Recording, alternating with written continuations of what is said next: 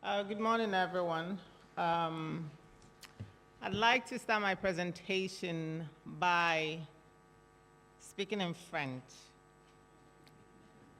Plus ça change, plus c'est la même chose. The more things change, the more they remain the same. This quote is credited to French writer Alphonse Karr, 1849, and I feel that it's apt for the conversation we're going to have today, given what we've heard from Barty, Kathleen, and Andrew.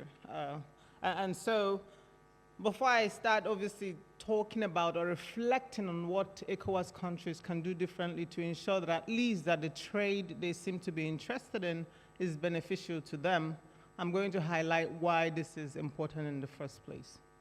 So we'll look at the fisheries contest in ECOWAS, Pacific Island nations model. Actually, I think the economic outcomes for distant water fisheries should come first and then the other. And then we'll look at lessons from Nehru, potential for adapting the Nehru Agreement in the ECOWAS region, and then recommendation and conclusion. I'm hoping that we're going to have time for questions, given that maybe some of these things have already been covered. So we've heard so much about fish being important for the food and livelihood security of West African people. And until early this year, when Burkina Faso, Mali, and Niger, I believe, which are all land-linked countries, officially left ECOWAS. These were the three land-linked countries in the ECOWAS Union. We were 15, and now there are 12 countries, all of whom are all coastal states. And so for these coastal states, fisheries is actually very, very important, as we've heard, for the food security of the people, for their livelihoods, for the economic security of even the countries in the regions. And then we've heard about how it is undermined by illegal fishing, pollution from oil to galamsey and others, and also actually toxic waste dumping by vessels that are or countries that are always not declaring what they are carrying or like falsifying what they are carrying. And we've also heard about the implications on the income of small-scale fisheries based on the data that is already known. And so this is a publication from 2020 that tried to look at how countries in the region are benefiting. So you can ask your question, is it even worth it to trade? And so it would seem for a lot of the countries in West Africa, it's not necessarily worth it, but it is worth it in that it is additional revenue that is coming in. But if you look at it more deeply, it is the countries that are dealing with them that are benefiting more. And a lot of the reasons includes, but not limited to, the things we've heard about, especially in relation to subsidies that allow these vessels from distant water nations to leave their countries and come here, not at a loss, but be in profit, actually to be able to make money. It is the subsidies. And so for Sierra Leone, the publication noted that the cost exceeded revenue for companies, government revenue limited to license fees. So it would seem that Sierra Leone made some money in comparison to the other countries where their findings show that it is the companies that benefited more than the countries. And then for Liberia, it said limited trawling licensed in, or limited to trawling licensed in 2017, but the benefit or the share of fishing companies is minimal, again, in comparison to others. Or for Ghana, it says low overall benefit, captured mainly by companies. Of course, we've heard about the industrial vessels and the dynamics of them, even though that the law provides that only Ghanaians can own companies. These distant water companies or vessels from distant water nations confront Ghanaians when in the end, the ultimate benefit is exported back to their countries. And actually, evidence suggests that this is dominated mainly by Chinese companies, followed by companies from South Korea, in the case of Ghana. And in Guinea, we see the same, but the difference is that the benefit is mainly by the companies. Majority of the benefit is captured by foreign vessels. The same for Guinea-Bissau. The question that begs for an answer then is, if this is the reality, so why do you even enter into this trade? The money, because money comes with it. You enter or sign agreement, and in exchange you get some revenue. And this is another paper that actually ended up encouraging me to start the class with the quote, plus ça change, plus la même chose. This was written in 2015, 10 years on, as it was then, as it is now, or even more, because the data is still very much opaque. And this is by a very good friend and researcher, Dihya Belhabib. And I want to sort of show some of the facts from that data. It basically shows that comparing how much EU vessels versus Chinese vessels are reporting based on data reconstruction versus what they are actually taking. So it showed, let me look for Senegal, West African country, it showed that in Senegal, based on the years that they collected the data, the EU were reporting, oh, I want to do the pointing thing. The red, oh, okay. So in Senegal, they were reporting 23.8 million or something, and in fact, based on the reconstruction, they are actually taking 85.7. So they are declaring significantly lower. For China, they are declaring 0.9, and in fact, they were taking 42.2, which is a lot worse. The same for Sierra Leone, and you can see different examples for different countries. And so here, using the example from Guinea-Bissau and extracted from Belhabib et al.'s paper, it shows that the value of access agreement between the European Union and Guinea-Bissau from 2000 to 2010 was $5.7 million. This access agreement enabled EU vessels to catch fisheries species to the value of 27.6. Using the local or Gen Z lingua, make it make sense. I mean, how does it even play out in relation to you're going into trade to negotiate? How unprepared do you have to be for you to be paid this amount, and then this is what the person you're entering into agreement with? It pales into insignificant in terms of the amount that is taken. So is it limited monitoring, surveillance, and control, or is it that we're actually going to these negotiations unprepared to negotiate to the level that is at least okay for us financially? The value of the access agreement with China for the same period was $2.9 million. The agreement enabled Chinese vessels to exploit fisheries up to the value of approximately $34 million US. So even as an ordinary citizen of respective countries, it sort of makes you wonder. And of course, a lot of the issues with this agreement is that it is very, very much untransparent in terms of who is in the room. Is it the members of the communities that are likely to be affected by the exploitation? Are they civil society? Are they academia? Are they economic experts? Or are they just negotiators that the government or regime have taken to the room, of which the other parties come very much prepared? They come with experienced trade negotiators that are going to leave smiling that they have, of course, negotiated the best interest for their respective countries. So the process is absolutely not transparent. And so this brings us to some of the recurrent themes we've been hearing.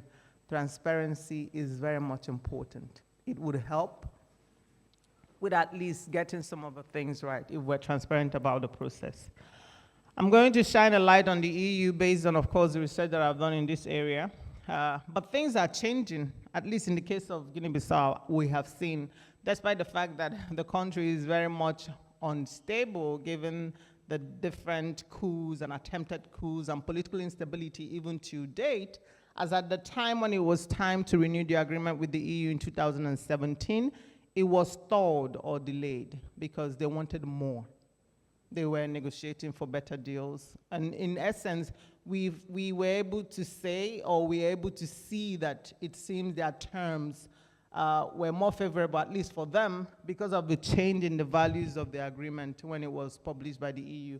And of course, this trade agreement is actually available for the EU countries. They publish it online. And so by the time the deal was renegotiated, the EU will pay Guinea-Bissau a financial contribution of 15.6 million euros per year, an increase from the 9.2 million they paid in previous protocols. So at least it is still not the best, but it's better than previously negotiated. And I want to highlight this because it's very important. If Africa needs to fish 74% or increase their fisheries production by 74% to be able to meet their fish food security needs or fish nutrition needs, and currently only 47.4% of the fisheries done on the continent is sustainable per the presentation that was made by Bati, and 53.6 is unsustainable.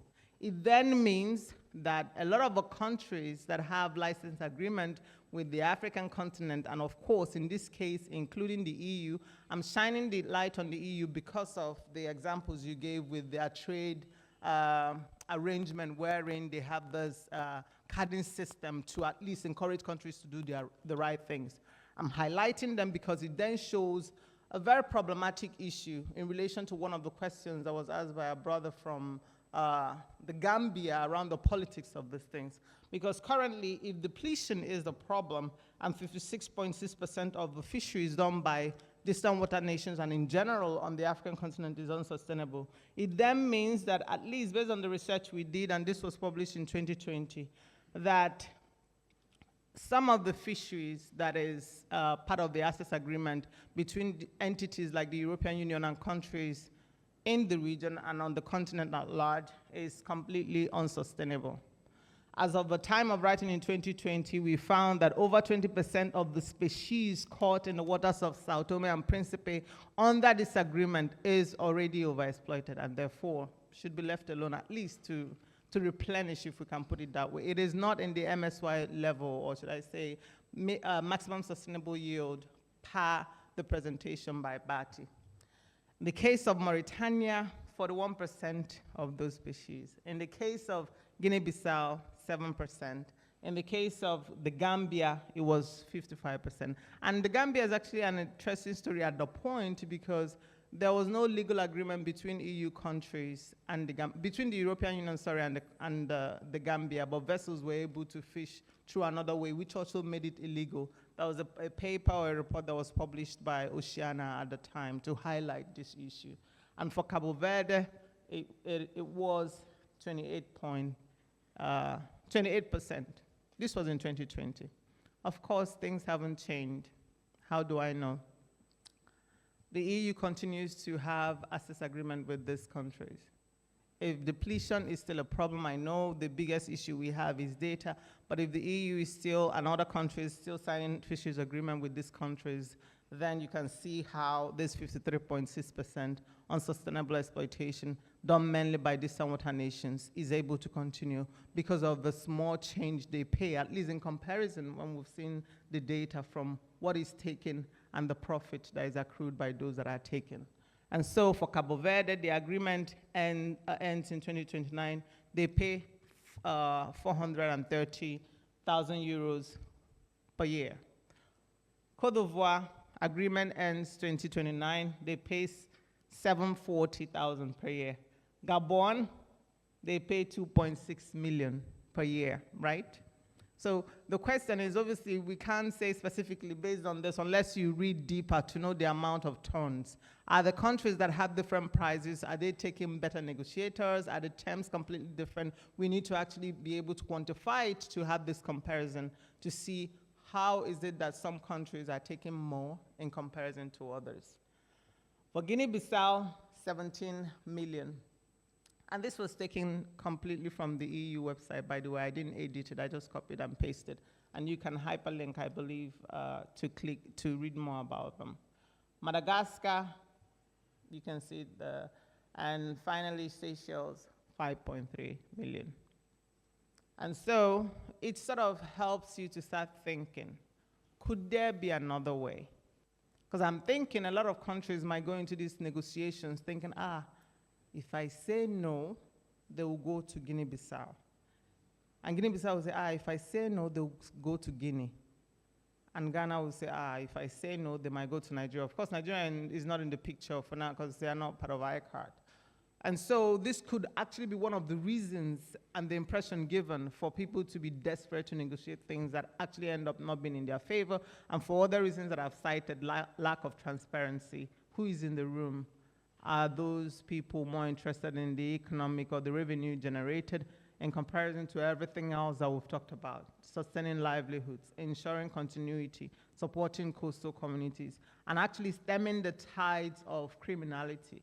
Because even though we haven't talked so much about it, there is a connection between deprivation, depleting oceans resources, and the lack of abilities of government to provide public goods for the people, and increasing criminality in countries across the region, be it maritime crime or any other crime that we've seen in our respective countries.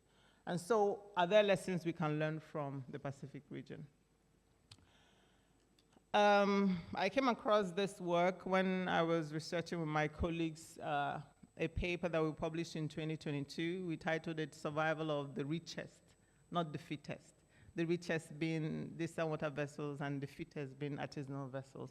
And we're thinking, could there be another way? And we we found out that the Pacific Island nations have actually been doing something amazing. Small island nations in terms of population, but very powerful in the way they came together. Of course, there's likely to be conflict with issues of sovereignty and not trust them, but they were able to come together and say, okay, we're going to negotiate agreements as a team. This would also mean we're going to have our arrangement around monitoring, surveillance, and control as a collective. And this is actually something that have worked very well, because today, the party to the agreement control about 50% of the global tuna supply. And they're smart, and nobody can come to them and say, well, if you don't sign, pressure, at least from that perspective, if you don't sign, we'll go to another country, because we are in unity in the way that we're deciding the terms of our agreement. And therefore, if you don't want it, we control 50%. If you don't want it, go. So could there be a lesson for ECOWAS? I think it's very simplistic to say, given that the problems we have in our regions, we have Francophone countries, Anglophone, Lusophone, we had different colonial powers colonizing us. Professor Bayo talked about ECO, and one of the reasons, at least from the political standpoint, the things I've heard, it was captured by the Francophone countries, and this disrupted the whole process. And ECOWAS is now thinking, if we should do this, could it be problematic for the plans that we have around ECO? So I don't even know if the 2027 thing would happen or if they found another solution. So the complexity of the politics and the fact that a lot of the colonial powers still have in-roots in a lot of the countries that they once colonized makes it very problematic. And so it's not as simple, I have to say.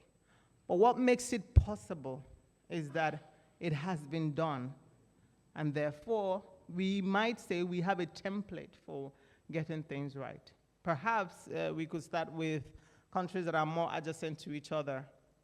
Within the ECOWAS region, at least, being zoned together and then negotiating as a team before we expand to others. Besides, there is the existence of ECOWAS in itself makes it a bit possible because it's an economic community.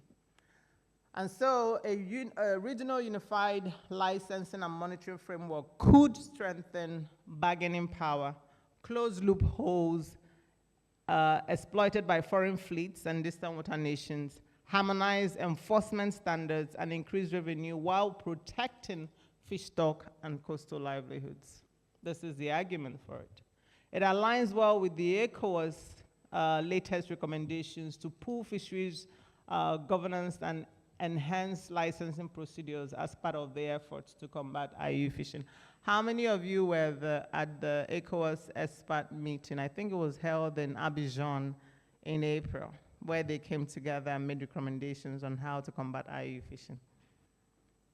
I think some people might have been there. And one of the recommendations, yeah, you were there, so maybe you can add something.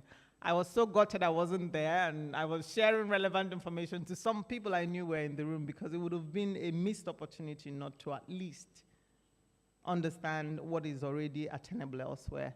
They came out of that meeting making certain recommendations, one of which included encouraging countries to negotiate as a group. So maybe that conversation is something that is already starting to happen now that ECOWAS have said that. And then the potential for adapting the Nauru Agreement. The ECOWAS Trade Bloc, Article 3 of the ECOWAS Treaty, mandates creation of a common market through free movement of goods, services, capital, and persons, laying the legal foundation for unified fisheries negotiations. And then the trade liberalization scheme also provides that inroad. There's also a complementary fit for existing structures. We have the Fisheries Committee for West Central Gulf of Guinea and Sub-Regional Fisheries Commission. So this could also be the way, if we wanted to negotiate, well, we already have SRFC, so maybe SRFC states can ensure that all their fisheries agreement is negotiated as a block, the same for FCWC, as a tester until we'll sort of learn more, and then we can do it as a collective. In Igbo, in my local language, there's a proverb, if you urinate together, it forms. It forms, right? So it tells you the power of collectivity. It's better to work together. In this instance, it's not just about the money. It also ensures that the money can then be well directed to MCS. Because all the presentations we heard from the Fisheries Advisory Body is basically there's no money, there's no money, there's no money. And so maybe this is one of the ways. And CRESMAO is also something. They're already working smartly and doing well in areas relating to piracy. Whilst there are limitations, it provides a framework for the joint monitoring, which is something that the Nauru Agreement allows for and something that they're already enjoying. So, I mean, we already have the setup to potentially work. But, like I noted, there are challenges. Sovereignty issues, people might be concerned. Where governments are interested in money, they might be concerned, what does this mean for the money? What does this mean if we're desperate for money and therefore might want to play one country against the other? A maritime boundary dispute is still very problematic. As unfair as some of it is, in terms of international law, the whole idea of uti possideris juris, as you may possess, still governs the way maritime boundary disputes is governed, in that the agreement that existed at the time of colonialism, the agreement that were drawn by the colonial powers, is what international law basically used in deciding who owns what. As unjust and unfair that is it time for countries on the continent to start considering joint management agreement, of which this becomes a framework, the Nauru framework of negotiating together as a team.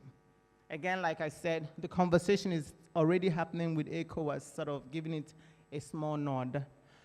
Donor dependency and colonial ties means that a lot of countries will not actually make this decision by themselves. They will have to, on the, the secret, talk to their invisible hands whether this is possible or not. And based on the nods, they might object. There's also varied political will across the member states. But like I said, there's already impetus for this to happen. Pacific experience evidences that regional unity enables or can enable sustainable economic and ecological outcomes. ECOWAS is already pivoting towards regional fisheries negotiations, as made tangible at the Abidjan IU fishing meeting and reinforced by the communique from the 67th ECOWAS Heads of States meeting in June 2025. Where the Commission was tasked with facilitating the adoption of a regional and collective bargaining approach for member states in negotiating fisheries agreements. Doing this aligns with the region's Blue Economy goals and the SDG 14. And of course, Agenda 2063 of the Africa We Want that Professor Bayo talked about. Thank you so much for listening.